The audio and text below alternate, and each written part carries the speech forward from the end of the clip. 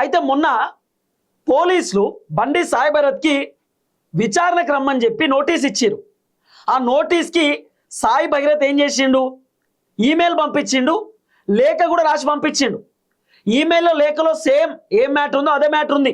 నేను రాలేకపోతున్నా, నాకు ఒక 2 రోజుల సమయం ఇవ్వండి, నేను అన్ని ఆధారాలు జమ చేసుకుంటున్నా, అన్ని విత్ ఎవిడెన్స్ ప్రూఫ్స్ తోటి మీ ముందుకు వస్తా, విచారణకు హాజరైతా, మీరు అడిగే ప్రతి ప్రశ్నకు నేను సమాధానం చెప్తా, నేను సహకరిస్తా, నేను ఖచ్చితంగా మీరు అడిగేటటువంటి ప్రశ్నలకు నేను అన్నిటికీ ఆన్సర్ ఇస్తా అని చెప్పి బండి సాయి భరత్ పోలీసులకు లేఖ రాసిండు.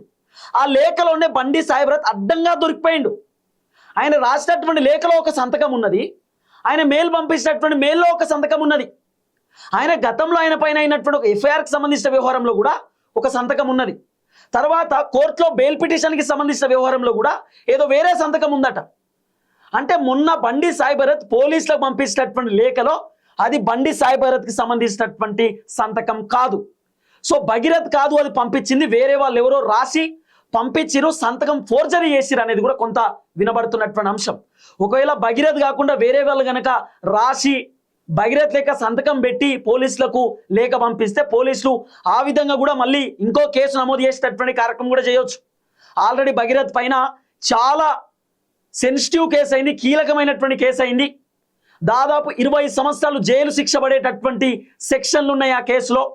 ఒక అమ్మాయి 17 ఏళ్ళ అమ్మాయి నన్ను ఇబ్బంది పెట్టిండు, లైంగికంగా నన్ను ఇబ్బంది పెట్టిండు అనేటటువంటి అంశం పైన ఒక అమ్మాయి పేట్ బషీర్బాగ్ పోలీస్ స్టేషన్లో కేసు పెట్టినటువంటి అంశం మనం చూస్తాం. నిన్న బండి సాయి భైరత్కు హైకోర్టులో పెద్ద షాక్ కలిగింది. హైకోర్టు నిన్న చాలా క్లియర్గా బండి సాయి భైరత్కు ఇంటరిమ్ ప్రొటెక్షన్కి సంబంధించినటువంటి వ్యవహారంలో రిలీఫ్ ఇయ్యలేదు, అరెస్ట్ చేయకుండా రక్షణ కల్పించలేదు. సో నిన్న హైకోర్టు ఇంటరిమ్ ప్రొటెక్షన్కి సంబంధించినటువంటి వ్యవహారంలో మొత్తానికి మేము ఇవ్వలేము అని చెప్పి హైకోర్టు చెప్పినారు.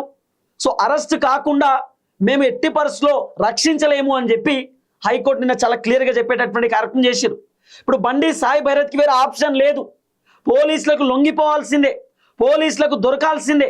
పోలీసులకు దొరికిన వెంటనే సాయి భైరత్ని ఖచ్చితంగా అరెస్ట్ చేస్తారు పోలీసులు, అరెస్ట్ చేసి జైలుకు పంపించేటటువంటి కార్యక్రమం కూడా చేస్తారు అనేది కొంత వినబడుతున్నటువంటి అంశం. కానీ ప్రస్తుతం ఢిల్లీలో ఉన్నాడు అనేటటువంటి ఒక సమాచారం వస్తూ ఉంది, ఢిల్లీలో ఉన్నాడు అనేటటువంటి ఒక చర్చ వినబడతా ఉంది. ఢిల్లీ నుండి సాయి భగీరథ్ హైదరాబాద్కి రాబోతున్నట్టుగా కూడా వినబడుతున్నటువంటి అంశం.